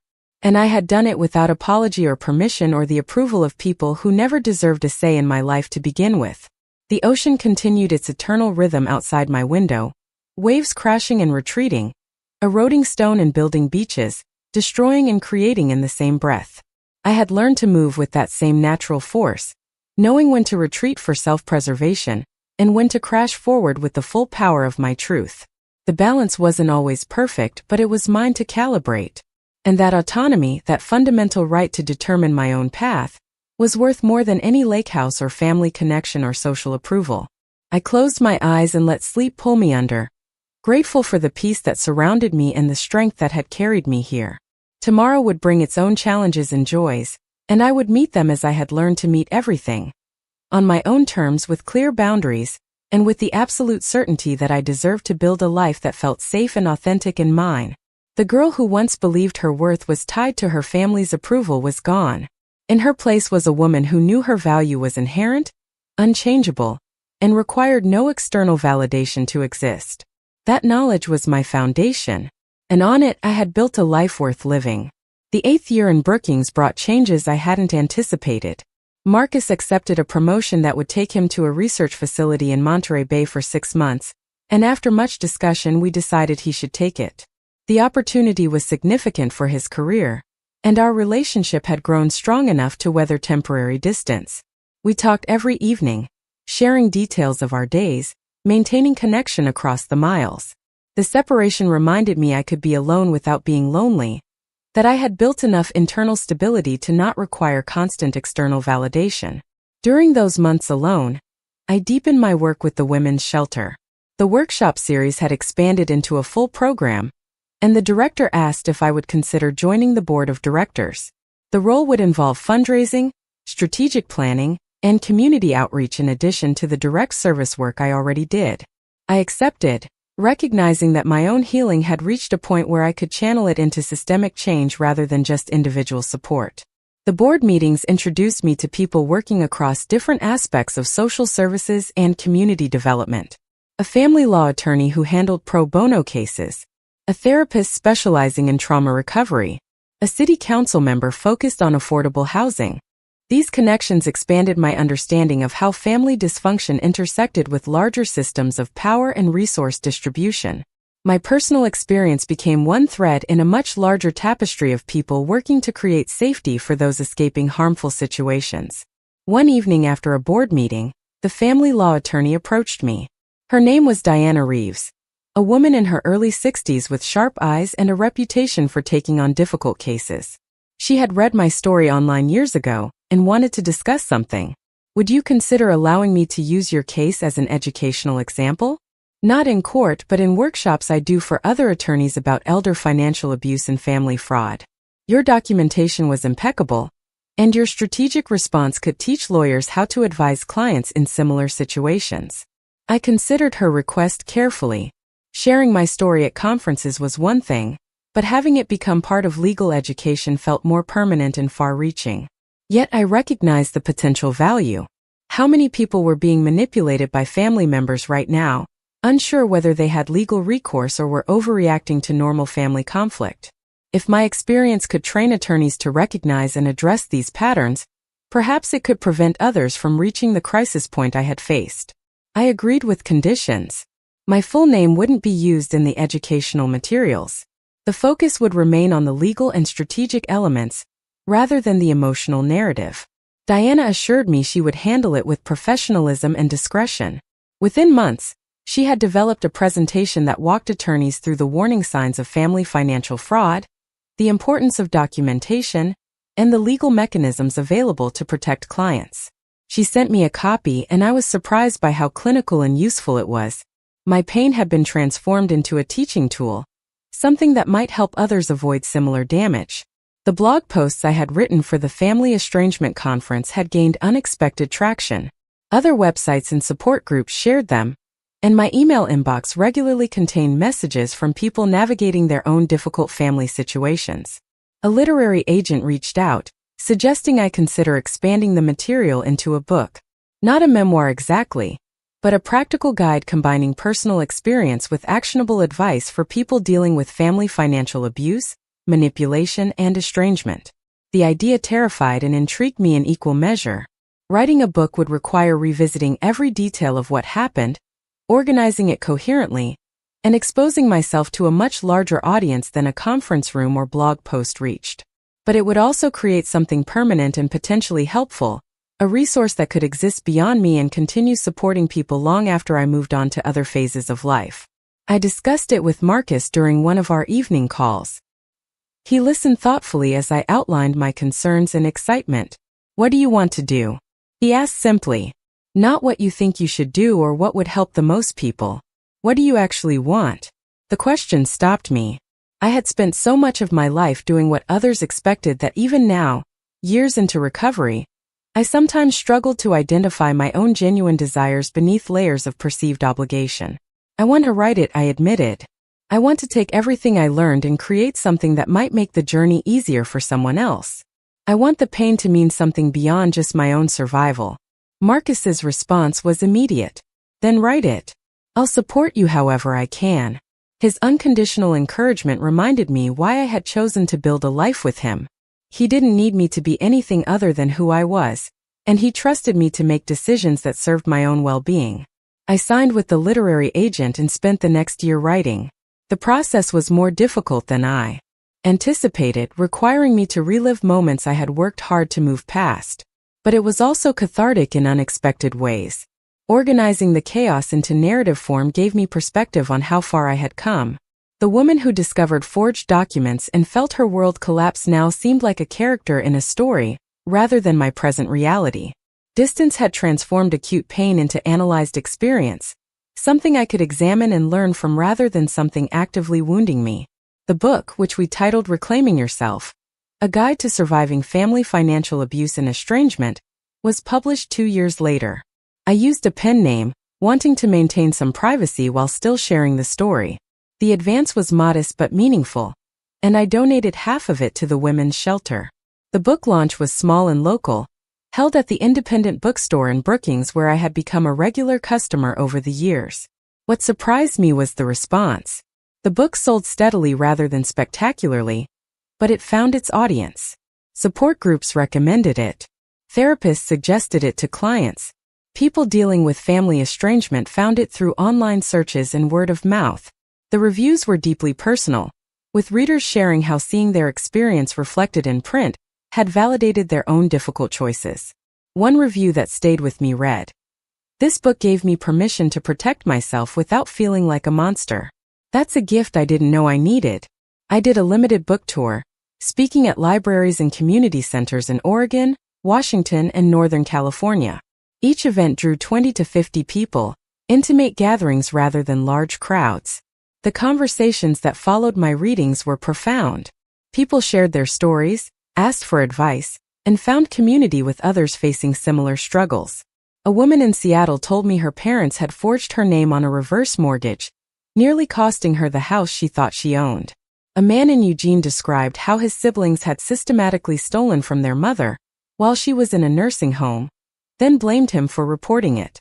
The patterns repeated across demographics and geographies, proving this wasn't just my family's dysfunction, but a widespread problem many people faced in silence. 9 years after selling the lake house, I received an unexpected email. The subject line read simply, "From Mitchell." My immediate instinct was to delete it without reading, but curiosity overrode caution. I opened it and found a message that was neither apologetic nor hostile, just factual and tired. "Jade, I know you probably don't want to hear from me. I'm not asking for anything or trying to restart contact. I just wanted you to know that I finally understand what we did to you. It took losing everything, my marriage and career and reputation, to see how entitled and destructive I had been. Therapy helped, though I resisted it for years. I'm working in Arizona doing honest work for the first time in my life, and I'm trying to be a decent father to my boys even though I only see them part-time. I'm not asking for forgiveness. I don't deserve it. But I wanted to acknowledge that you were right to protect yourself. What we tried to do was wrong, and I'm sorry I didn't see it until the consequences forced my eyes open. I hope you've built a good life. You deserved better than what we gave you. Mitchell." I read the email 3 times, searching for manipulation or hidden agenda. But it seemed genuine, the words of someone who had genuinely reckoned with his own behavior. I felt no rush of emotion, no surge of vindication or anger or relief. Just a quiet acknowledgement that he had finally arrived at understanding I reached years ago. His growth, however real, didn't change what happened or create any obligation on my part to respond. I saved the email in a folder and closed my laptop. Maybe someday I would reply or maybe I wouldn't. The decision didn't feel urgent. Mitchell's journey toward accountability was his responsibility, not mine to manage or validate. If he needed my forgiveness to complete his healing, that was a problem he would have to solve without my participation. I had spent enough years managing other people's emotional needs. Now I was focused on my own continued growth and well-being. Marcus returned from Monterey Bay with stories of research breakthroughs and marine life discoveries that lit up his face with enthusiasm. We fell back into our shared routines easily, the separation having strengthened rather than weakened our bond. He had accepted a permanent position at the local research station, ensuring we could stay in Brookings indefinitely. We talked about buying a larger house together, maybe something with enough land for a more extensive garden and room for the family we were considering starting. The possibility of children brought up questions I had been avoiding. Would I parent differently than my own parents had? Would old patterns resurface under the stress of raising kids? Could I trust myself to build a healthy family dynamic when I had never experienced one? Marcus and I talked through these concerns with his characteristic patience and insight. "You're not your parents," he reminded me. "You've spent years learning different patterns and building different relationships. And we'll be doing this together, making decisions jointly rather than one person dominating the family culture." We decided to try for a child, approaching parenthood with the same intentionality we brought to other major decisions. I reduced my work hours and prepared emotionally for the massive shift a baby would bring. When I became pregnant 10 months later, the joy was tempered with anxiety. I worried constantly about repeating my parents' mistakes, about unconsciously favoring one child over another if we had multiple kids, about failing to see my child clearly because of my own unresolved issues. Therapy helped manage these fears. I had started seeing a counselor shortly after moving to Brookings, working through the layers of family trauma and building healthier coping mechanisms. Now, with pregnancy hormones intensifying every emotion, those therapy sessions became essential anchors. My therapist helped me distinguish between realistic concerns and catastrophic thinking, between honoring my past and being imprisoned by it. You're aware of the patterns, she told me. That awareness alone makes you unlikely to repeat them. And you're building a support system your parents never had. You're not doing this alone or in denial. Our daughter was born on a bright October morning, arriving with a fierce cry that announced her presence unmistakably. We named her Marina, after the ocean that had witnessed my transformation and rebirth. Holding her in those first hours, I felt a protective surge unlike anything I had experienced. This tiny person would never wonder if she was loved. She would never question her worth or feel like a burden. She would grow up knowing she was wanted and valued, not as a resource or extension of her parents, but as her own complete person.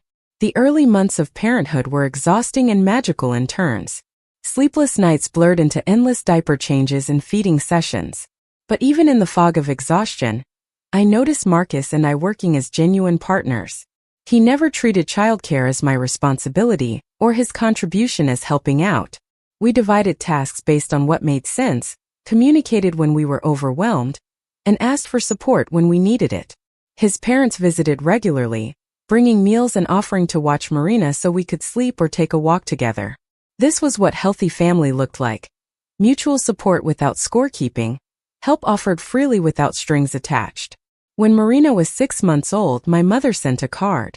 Not to me directly, but to our home address she must have found through public records or online searching.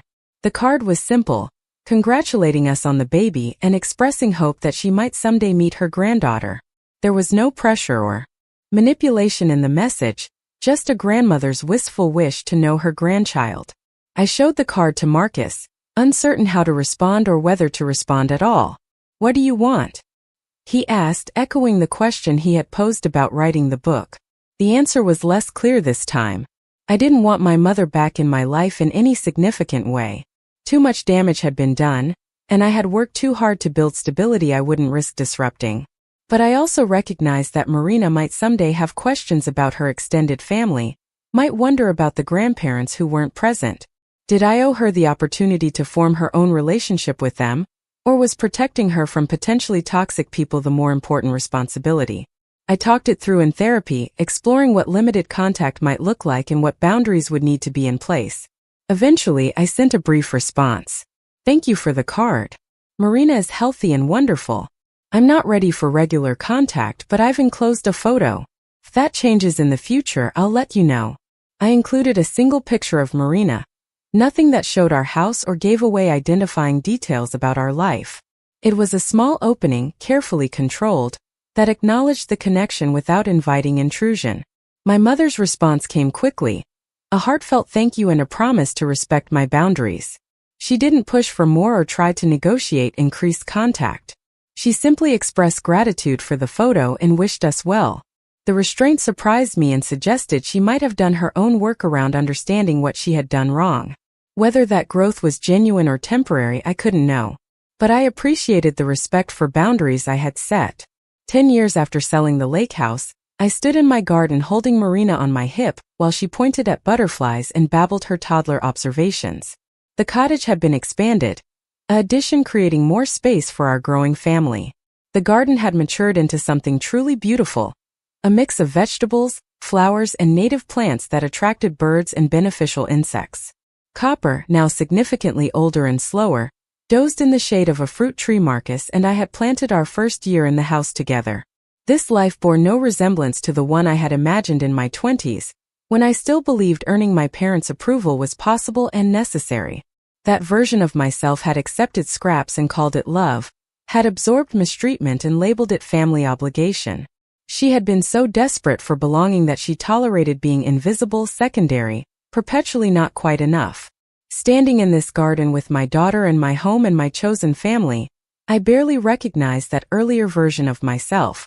The transformation had been so complete that looking back felt like reading someone else's history. Marina squirmed to get down, toddling unsteadily toward the raised garden beds where tomatoes grew heavy on their vines. I followed closely, ready to catch her if she stumbled, marveling at her fearless exploration. She had no concept yet of the complexities that had shaped my life, the betrayals and difficult choices and years of rebuilding. To her, the world was safe because we made it safe. She trusted because we were trustworthy. She explored freely because we created space for her autonomy and curiosity. This was what I wanted to give her above all else. A childhood where love was consistent and unconditional, where her worth was inherent rather than earned, where she could develop into whoever she was meant to be without having to fight for basic recognition and respect. Marcus joined us in the garden, scooping Marina up and spinning her in a circle that made her shriek with laughter. Watching them together, I felt the last traces of old pain dissolve into something softer and more integrated. The wounds from my original family hadn't disappeared, but they had transformed into scar tissue, still present but no longer actively bleeding. I had learned to carry that history, without being defined by it, to acknowledge its impact while refusing to let it determine my present or future. The Lakehouse sale had been the catalyst, the moment of choosing myself over their expectations. But the real work had been everything that came after. The therapy and boundary setting, the careful construction of healthy relationships, the daily practice of believing I deserved safety and respect. I had spent years afraid that cutting off my family made me cold or damaged or incapable of genuine connection. Instead, removing their toxic influence had created space for relationships deeper and more authentic than anything I experienced with them.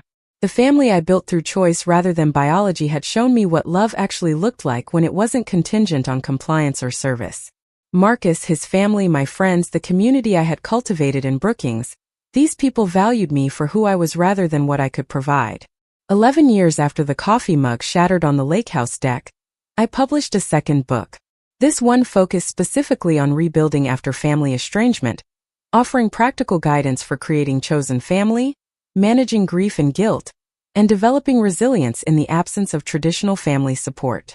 The writing came more easily this time, informed by additional years of healing, and by watching others navigate similar journeys. The book included contributions from people I had met through the shelter work and conferences, creating a chorus of voices rather than a single narrative. The response was even stronger than the first book. Media outlets reached out for interviews, wanting to discuss the growing phenomenon of adults choosing to distance themselves from family members. I appeared on podcasts and radio shows, carefully maintaining my privacy while speaking openly about the general patterns and principles. The cultural conversation around family estrangement was shifting, moving from automatic condemnation toward more nuanced understanding that sometimes distance was necessary and healthy. Not everyone appreciated this shift. Some reviewers criticized the book for undermining family values and encouraging selfishness. Religious communities sometimes pushed back against the idea that honoring your parents didn't require tolerating abuse. But increasingly, mental health professionals, social workers, and people with direct experience recognized that toxic family systems existed, and that leaving them was often the only viable option for survival and flourishing. Marina grew into a spirited, confident 4-year-old who asked endless questions and approached the world with unbridled enthusiasm. She knew her paternal grandparents well, spending regular time with them and absorbing their warmth and stability. When she asked about my parents, I answered honestly but age-appropriately. I have a mom and dad, but we don't see each other because they made choices that hurt me. Sometimes people we love can't be safe for us, and it's okay to create distance to protect ourselves. She accepted this explanation without distress, secure enough in her own loved circle to not feel the absence of people she had never known. We had decided to have a second child, and I was pregnant again. This pregnancy felt less fraught with anxiety than the first. I had proven to myself that I could parent with love and intention, that I could break the cycles that had been passed to me. Marina's secure attachment and joyful personality demonstrated daily that my fears of repeating my parents' mistakes were largely unfounded. I still made errors, moments of impatience or misunderstanding, but I apologized when I was wrong and adjusted my approach based on Marina's needs rather than my ego. Marcus had been approached about writing a book of his own, a general audience publication about ocean conservation. He worked on it during Marina's nap times and after she went to bed, and I supported his project the way he had supported mine. We had become partners in the fullest sense, two people building a life together, while maintaining individual identities and pursuits. Neither of us had lost ourselves in the relationship or in parenthood. We had expanded, grown, incorporated new dimensions without erasing who we were fundamentally. 12 years after selling the lake house, Brandon Cole called with unexpected news. He was selling the property. The vacation rental business had been successful, but he was consolidating his holdings and the lake house was part of that transition. He wanted to give me first right of refusal before listing it publicly. I could buy it back if I wanted, return to the place where my transformation began. The offer was generous and entirely unexpected. I thanked him but declined almost immediately. The lake house represented a chapter that was complete. I had no desire to return to that space, to live surrounded by ghosts of who I used to be and what I had survived. My home was here in Brookings, in the cottage Marcus and I had made together, in the community I had built from nothing. The lake house had served its purpose, giving me something valuable enough to protect and a crisis that forced me to choose myself. But I didn't need to reclaim it to validate that choice. The life I built afterward was proof enough. Brandon understood without needing lengthy explanation. He sold the lake house to a young couple who planned to live there full-time, and I felt genuinely happy for them. The property would serve a new family now, hold new memories and stories. My connection to it was complete, a closed loop that required no reopening. Our son was born in early spring, arriving with less drama than his sister but equal intensity. We named him Asher, a name meaning fortunate and blessed, because that was how we felt despite the chaos of adding a second child to our household. Marina was fascinated by her baby brother, wanting to help with everything from diaper changes to feeding time. Watching her gentle care of Asher, I saw proof that secure children raised with love naturally extended that love to others. She had never competed for our attention because she had never doubted its availability. The adjustment to two children was challenging but manageable. Marcus and I had learned systems and communication patterns that served us well even under increased stress. His parents remained actively involved, offering practical support without overstepping boundaries. My book royalties and speaking fees had created financial cushion that allowed us to hire occasional childcare help when we needed breaks. We were building the family neither of us had experienced growing up, learning as we went but committed to doing it differently and better. 13 years after the coffee mug shattered, I received a phone call from Aunt Caroline. My father had died of a heart attack, sudden and massive, leaving no time for goodbyes or deathbed reconciliations. Caroline wanted me to know before I heard through other channels. She asked gently if I planned to attend the funeral, making it clear there was no pressure or judgment either way. I thanked her for the call and promised to think about it. Marcus and I discussed it that evening after the children were in bed. I felt surprisingly little emotional reaction to the news. Not relief, not grief, just a kind of neutral acknowledgement that a person who had been in my life was no longer living. Whatever relationship we might have rebuilt was now permanently foreclosed. There would be no future conversation, no possibility of him understanding what he had done wrong, no chance for the acknowledgement and apology I had once desperately wanted. I decided not to attend the funeral. The decision felt clear and uncomplicated. My father and I had been estranged for over a decade. Showing up to his funeral would create spectacle and drama that served no one. My presence would raise questions and generate gossip that would overshadow whatever mourning my mother and Mitchell needed to do. I had no unfinished business requiring closure at a graveside. The closure I needed had been created through years of therapy, boundary setting, and building a life that didn't include him. I sent flowers to the funeral home with a simple card. Condolences to the family. The gesture acknowledged the death without implying reconciliation or forgiveness. I didn't feel. Aunt Caroline reported back that my mother had appreciated the flowers and understood my absence. Mitchell had apparently been hoping I would attend, wanting some kind of reconciliation or healing moment. But that was his need, not mine to fulfill. His journey toward peace with our family history remained his responsibility. The months following my father's death brought unexpected shifts. Without his presence holding certain dynamics in place, relationships within the extended family rearranged themselves. Aunt Caroline reached out more frequently, and we developed a cautious but genuine connection. She shared family news and photos, never pressuring for more contact than I wanted to give, but making it clear I would be welcome if I chose to engage more fully. A few cousins I had been close to in childhood reconnected, curious about my life and wanting to rebuild relationships apart from the toxic patterns our parents had created. My mother sent a letter after the funeral, longer and more vulnerable than her previous communications. She wrote about the loneliness of widowhood, the ways my father's death had forced her to confront how much of her identity had been wrapped up in being his wife and Mitchell's champion. She acknowledged more directly than ever before the ways she had failed me, the moments she should have protected me but chose comfort and compliance instead. She didn't ask for forgiveness or reconciliation. She simply said she was sorry and that she understood why I had needed to leave. I read the letter multiple times, analyzing it for manipulation or hidden agenda. But it seemed genuinely reflective, the words of someone who had finally run out of excuses and distractions. I appreciated the accountability without feeling obligated to do anything with it. Her growth, if genuine, was good for her. But it didn't erase the past or create a foundation for future relationship. Too much damage had been done over too many years. The best I could offer was acknowledgement that I had received her letter and recognition that writing it must have been difficult. 14 years after selling the lake house, Marina started kindergarten and Asher began preschool. The cottage felt simultaneously too quiet during school hours and wonderfully spacious. I expanded my work, taking on more speaking engagements and consulting projects with organizations working on family justice issues.